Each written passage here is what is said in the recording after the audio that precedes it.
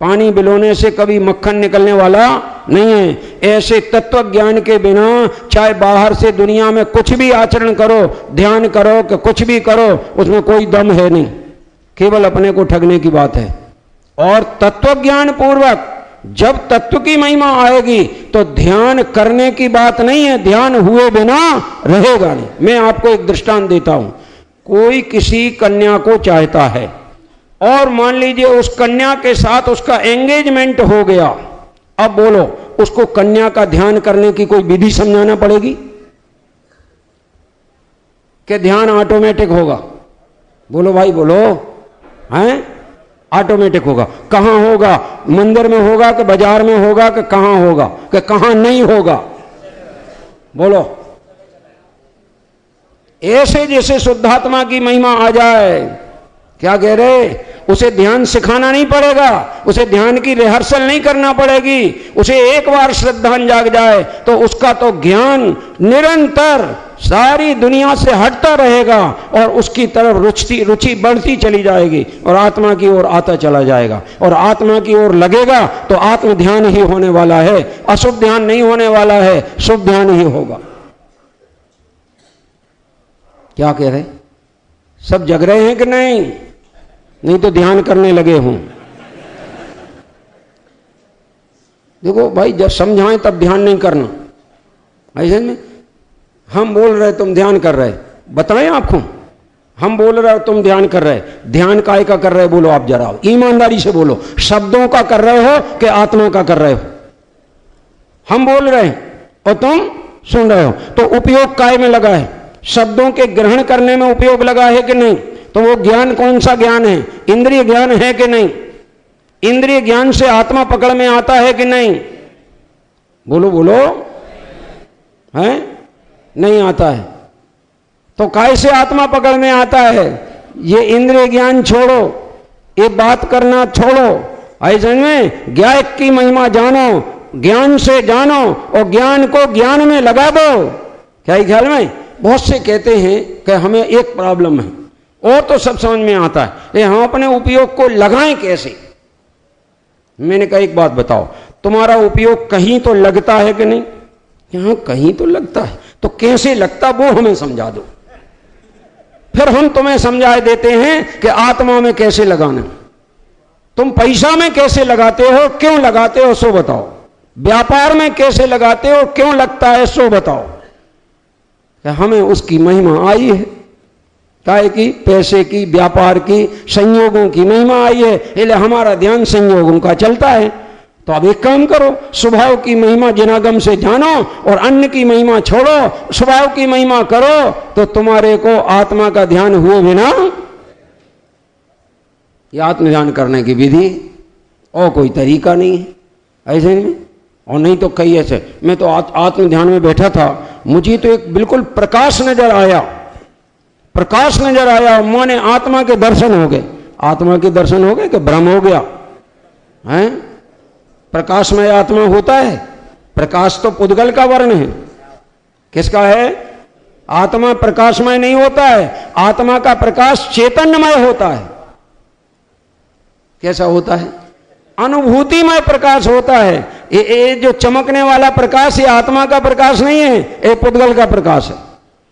अगर हमने जब ध्यान किया तो बहुत आनंद आया, बड़ी शांति का वेदन हुआ।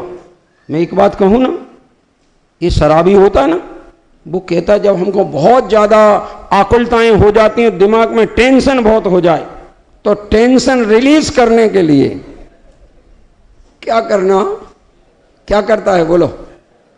बस जहां एक बाटल पी और जैसे ही उसका नशा चढ़ा, बोलो टेंशन रहा कि गायब हो गया? अरे टेंशन तो गायब हो ही गया, लेकिन तुम्हारा ज्ञान भी गायब हो गया, तुम जड़वत हो गए। तो जड़वत होकर के टेंशन मिटाता है। और जैन दर्शन कहता है कि चेतन और आनंद को भोग कर टेंशन मिटाओ। क्या कह रहे? चैतन्य को, आनंद को भोग कर टेंशन मिटाओ। कैसे टेंशन मिटेगा? तो देख लो, छेडालाकार ने लिखा है, यों चिंत निज में थिर भय, तिन अकथ जो आनंद लहो, सो इंद्र नाग नाग नरेंद्र वा अहिमिंद्र के नाही कहो। पहले तुम इसकी प्रशंसा करना तो सीखो, इसकी महिमा गाना तो गीत सीखो। हम तो कबहू न निज घर पर घर फिरत, हम तो सब घर जाते हैं, जाओ सब घर फिरने वाले, भटकते रहोगे, कुछ हाथ आएगा नहीं। क्या ही ख्याल में? बोलो घर घर कौन भटकता है? बोलो बोलो। कौन कह रहे? एक आध का शब्द तो क्लियर पड़े कान में, क्या बोल रहे हैं? भिखारी घर घर भटकता है, ठीक। और ले दूसरा कोई कह रहा है कुत्ता। अब तुम्हें जो जो बोलना है तुम्हें ही बोलना और तुम्हें ही जवाब देना अगर कोई बिगड़ पड़े तो। समझ में आया कि नहीं? तो घर घर घूमने का काम है आत्मा का कि अपने घर में रहने का काम है? हम तो कबहू न निज घर आए, पर घर फिरत बहुत दिन बीते, नाम अनेक और शुद्ध बुद्ध सुख कंद मनोहर, आत्म गुण नहीं गाए हम तो। और तुम सुन लो, दूसरों के गीत गाओगे तो मालूम क्या मिलेगा? महिलाएं शादी में इतना गीत गाती हैं कि गला ला जाता। कामिल थे, क्या मिला? दूसरों के गीत गाने में क्या मिला? दूसरों के नाम पे नाचने वालों को क्या मिला? खाने को मिल गया थोड़ा सा बस, है जन में। और वो जो किसी के गीत नहीं गा रहा है, जिसके सब गीत गा रहे हैं, जो अकड़ के बैठा है घोड़े पर, उसे क्या नहीं मिला है? ऐसे तुम जरा ज्ञायक स्वभाव को समझ तो लो, और मैं ज्ञायक आत्मा हूं, ऐसे में मेरे ज्ञायक स्वभाव में भगवान पना अनादि अनंत मौजूद है। समझ में आएगा नहीं? और उसकी शरण में जाते साथ पर्याय को भी भगवान बनना पड़ेगा। क्या कह रहे? बनना क्या पड़ेगा? बने बिना रहेगी। ये भगवान बनने की जो कला, और सबको भगवान कहने वाला अगर कोई इस काल में हुआ तो गुरुदेव हुआ। सबको कहा तुम बद्धा भगवान छो अने बद्धा भगवान पर्याय मा थाओ। क्या कह रहे? सभी भगवान हो, शक्ति बने तो सभी भगवान हो, द्रव्य स्वभाव से सभी भगवान हो, और पर्याय में भगवान बना प्रकट करो। ये है जैनागम की बात, ये है अध्यात्म की चर्चा। नाटक समयसार में एक जगह ये बात आई बहुत बढ़िया, और ये चर्चा जो हम आपको सुना रहे हैं, एक खानिया तत्व चर्चा में ली गई। खानिया तत्व चर्चा में पंडित जी फूलचंद जी साहब से विद्वानों ने प्रश्न उठाए, और उसका जवाब फूलचंद जी साहब ने दिया। तो उन्होंने बनारसी दास जी का एक दोहा कोट किया। उन्होंने क्या प्रश्न किया? बोलो, जो हम शुभ क्रियाएं करते हैं उनसे धर्म होता है कि नहीं? बोलो, हैं? तो करें कि नहीं? है? करें तो इसलिए कि पाप से बचने के लिए और कोई दूसरा उपाय, इसलिए करें। लेकिन इन क्रियाओं को धर्म माने कि नहीं? तो नाटक समयसार में लिखा है, जे व्यवहारी मूढ़ जन पर यह बुद्धि जीव, तिनके बाहर क्रिया को है अवलंब सदीव, अंतर्दृष्टि अभाव सो बाहर क्रिया करंत, माने मोक्ष परंपरा। ये क्या कह रहा है? ये जो शुभ क्रिया है ये काय की परंपरा से किसकी कारण है? मोक्ष। माने मोक्ष परंपरा, मन में हर्ष धरन, शुद्धात्म अनुभव कथा, कहे समकिति को, ताको सुने सो कहे, यह शिव पंथ न होय। जो सम्यक दृष्टि ज्ञानी इसको शुद्धात्मा की कथा कहता है कि ये मोक्ष मार्ग नहीं है, कछु करो धरो तो मोक्ष मार्ग होगा। कोरी चर्चा में क्या रखा है? सो बहुत से तो अज्ञान पूर्वक आचरण करते हैं, कुछ कषाय बुद्धि से आचरण करते हैं, कुछ लोभ के बस होकर आचरण करते हैं। सो कषाय बुद्धि में और अज्ञान में चारित्र नहीं होता। चारित्र तो सम्यक ज्ञान में, सम्यक श्रद्धान के साथ में रागादि की निवृत्ति करने पर चारित्र होता है। रागादि की पुष्टि करने में कभी भी चारित्र होता है? क्या कह रहे?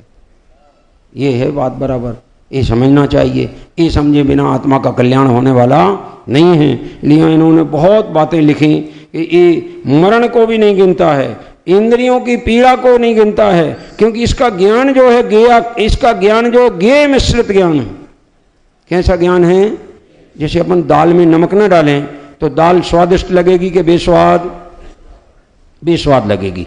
किस कारण से दाल बेस्वाद किस कारण से लग रही है? बोलो ना। नमक नहीं डाला तो दाल का स्वाद नमक न डालने से कहां चला गया? दाल का स्वाद तो दाल में। तो तुम्हें क्यों नहीं आ रहा? अच्छा, नमक डाल दिया तो स्वाद आया कि नहीं आया? क्या आया? किसका आया? किसका आया? नमक का। माना किसका? पागल हो के नहीं? नहीं आ रही बात समझ में? है स्वाद किसका? नमक का। मान किसका रहे? दाल का। है ज्ञान किसका? ज्ञान का। मान किसका रहे? गेयों का। है सुख किसका? आत्मा का। मान किसका रहे? विषयों का। दौड़ किसकी तरफ रहे? विषयों की तरफ। समझदार हो कि नहीं? क्या कह रहे? देखो हमारी शैली तो ऐसी है कि तुमसे उगलवाएंगे और तुम ही बोलो सही। हम केवल नीति सामने जिनागम की रखेंगे, तर्क रखेंगे और जवाब तुम्हें देना। और गलती दोगे तो तुम्हारी गलती, सुधार हम देंगे। समझ में आया कि नहीं? और सही बोलोगे तो सही तो हम बुलवाना ही चाहते, सही तो हम श्रद्धान कराना चाहते, सही तो ज्ञान कराना चाहते। और वो सही तब कहलाएगा जब तुम्हारा कथन जिनागम से मेल खाए तो सही कहलाएगा, अन्यथा जिनागम से मेल ना खाए तो कैसे ही तर्क वाला भी ज्ञान हो वो सच्चा ज्ञान नहीं कहलाता। इसलिए भाई ये जो मोक्ष मार्ग प्रकाशक में अपन ने प्रकरण लिया है, ये संसार दुख के मूल कारण मिथ्या दर्शन, मिथ्या ज्ञान, मिथ्या चारित्र है। इनके स्वरूप को समझकर आत्मा की रुचि करके आत्मा का सम्यक दर्शन ज्ञान चार्ट प्रकट करोगे तो आपको परम सुख की प्राप्ति होगी। इस भावना से बात समाप्त।